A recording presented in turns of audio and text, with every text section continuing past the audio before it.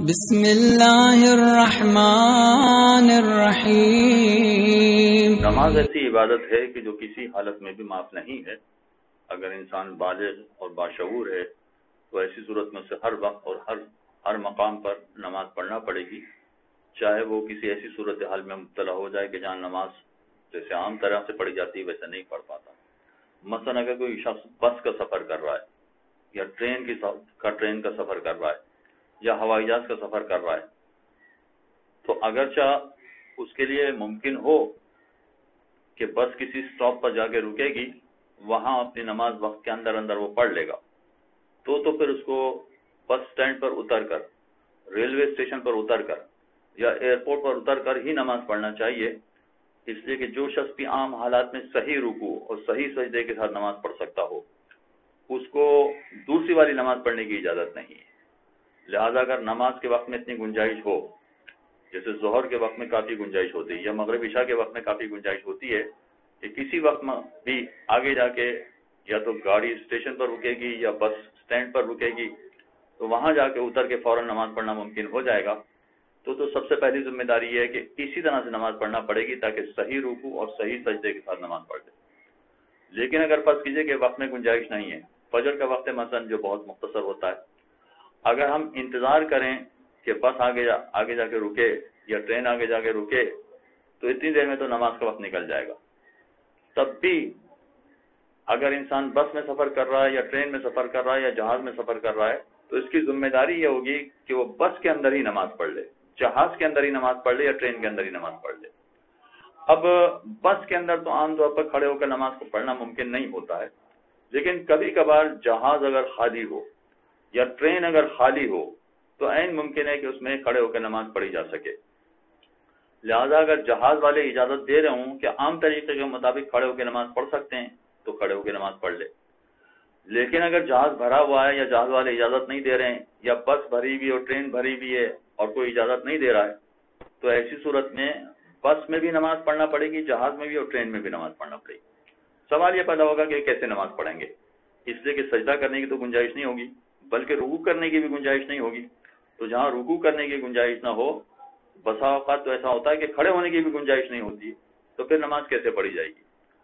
اگر فرض کیجئے کہ اتنی گنجائش ہو کہ انسان کو سیٹ ملی ہے اور سیٹ پر بیٹھا ہے، تو جس سیٹ پر بیٹھا ہے اسی سیٹ پر بیٹھے بیٹھے نماز پڑھے، چاہے وہ جہاز کی سیٹ ہو یا بس کی سیٹ ہو، اسی سیٹ پر بیٹھے بیٹھے نماز پڑھے، بس اپنے سیٹ کا ڈائریکشن یا سمت کو طے کر لے کہ اس وقت قبلہ کہاں ہے، جس مقام پر قبلہ ہو اس سمت میں ہو جائے۔ اگر مثلا بس جس سمت میں جا رہی ہے، جہاز جس سمت میں جا رہا ہے اسی سمت میں قبلہ ہے، تو اسے کہیں ہونے کی ضرورت ہی نہیں ہے، وہ اسی مقام پر نیت کر کے سیٹ پر بیٹھے بیٹھے اپنی نماز شروع کر سکتا ہے اور پھر نماز ختم بھی کر لے۔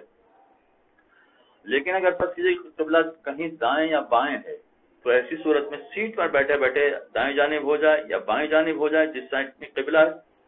اور اسی سمت میں وہ نماز پڑھنا شروع کر دے۔ اور اگر فرض کیجئے کہ پتہ چلے کہ نہیں قبلہ بالکل پشت کی سمت میں ہے، تو کوئی حرج نہیں، سیٹ میں بیٹھے بیٹھے اپنی پشت کی طرف رخ کر کے اور نماز پڑھنا شروع کر دے، مگر نماز پڑھنا پڑے گی اسے چاہے سیٹ پر بیٹھے بیٹھے نماز پڑھنا پڑے۔ بس یہ کہ جب وہ نماز شروع کر رہا ہے تو اس وقت اس کو قبلے کا ڈائریکشن معلوم کرنا پڑے گا کہ اس وقت قبلہ کہاں ہے۔ جہاں تک ممکن ہو وہ معلوم کرنے کی کوشش کرے، چاہے موبائل فون کے ذریعے سے معلوم کرے۔ اس طرح سے ڈائریکشن معلوم کرنے کے بعد وہ اپنی نماز شروع کر دے اور سیٹ پر بیٹھے بیٹھے نماز پڑھے، اس طرح سے کہ رکوع کے لیے بھی سر سے اشارہ کرے اور پھر سر اٹھائے، اس کا مطلب ہے کہ رکوع مکمل ہو گیا۔ پھر سجدے کے لیے بھی سر سے اشارہ کرے، پہلا سجدہ، پھر سر اٹھائے، پھر دوبارہ دوسرا سجدہ، پھر سر اٹھائے، اس طرح سے سجدہ بھی مکمل کر لے اپنا، اور اس طرح سے اپنی نماز کو مکمل کر لے وہ۔ لہذا سیٹ پر بیٹھے بیٹھے وہ اپنی ساری نماز مکمل کر لے، اگر اس کے پاس اٹھ کر کھڑے ہو کے نماز پڑھنے کی گنجائش نہیں ہے۔ یاد رکھیے کہ قبلے کا ڈائریکشن پہلی مرتبہ معلوم کرنا تو بہت ضروری ہے، اور اگر فرض کریں کہ بعد میں یہ پتہ چلے کہ جہاز یا ٹرین یا بس کسی سمت میں مڑ رہی ہے،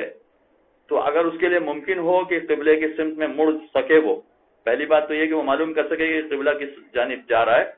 اس جانب اس کو معلوم ہو سکے، اور اس کے بعد اس کے لیے مڑنا ممکن ہو، تو نماز ہی کی حالت میں آہستہ آہستہ مڑ جائے۔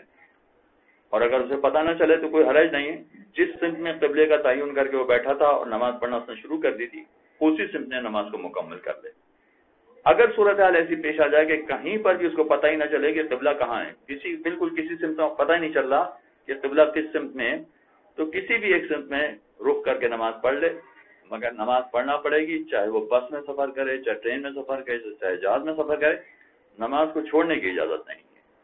صلی اللہ علیہ محمد. اللهم صل على محمد وآل محمد.